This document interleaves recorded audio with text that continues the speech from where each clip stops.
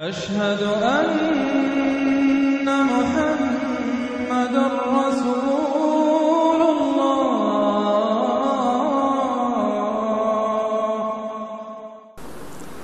یہ جو middle asset کے ممالک ہیں یہ کب وجود میں آئے تھے؟ پچھلی صدی 20ویں صدی میں جو پہلی جنگ عظیم ہوئی اس سے پہلے یہ پورا علاقہ سلطنت عثمانیہ میں تھا، خلافت عثمانیہ کے تحت تھا۔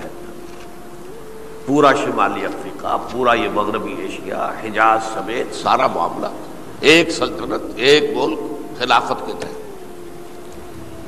پہلی جنگ عظیم کے بعد پھر حصے بکھرے کیے انہوں نے، جیسے کہ مال غنیمت کو بیٹھ کر بعد میں تقسیم کیا جاتا ہے کہ اس عالم عرب کے جو ہیں اب ٹکڑے ٹکڑے کر دو اور انہیں باہم تقسیم کر دو۔ مصر، عراق یہ برطانیہ،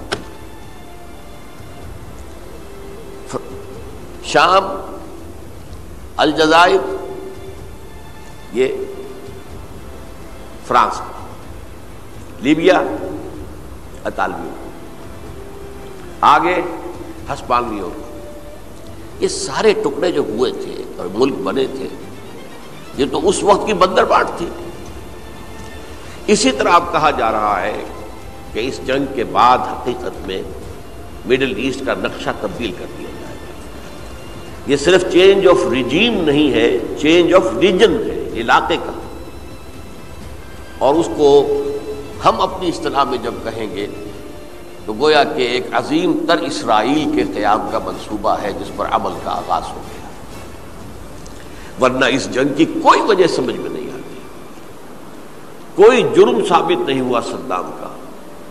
پہلی خلیج کی جنگ میں تو اس کا جرم ثابت تھا، اس نے کویت پر حملہ کیا تھا۔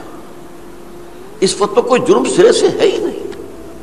ان کے اپنے معائنہ انسپیکٹر جا کر بتاتے رہے کہ کچھ نہیں دیکھا ہم نے، وہاں کچھ نہیں پایا۔